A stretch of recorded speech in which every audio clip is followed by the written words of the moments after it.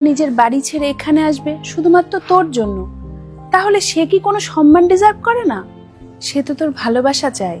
আমি জানি বউদের বাড়ির সব কাজই করতে হয়, বাড়ির দেখাশোনা করতে হয়।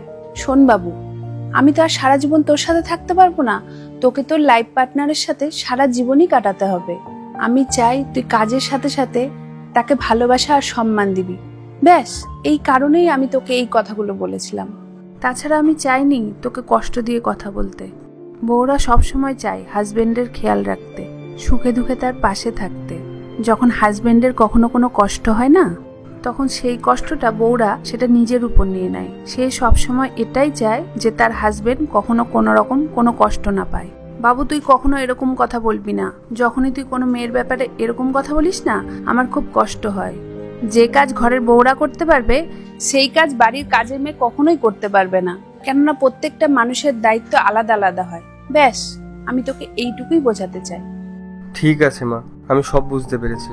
এরপর থেকে এরকম ভুল আর আমি কখনো করব না। আর সবাইকে আমি এটাই বলবো যে বাড়ির বউ কাজের লোক হয় না। ঠিক আছে বাবু। ঠিক আছে মা।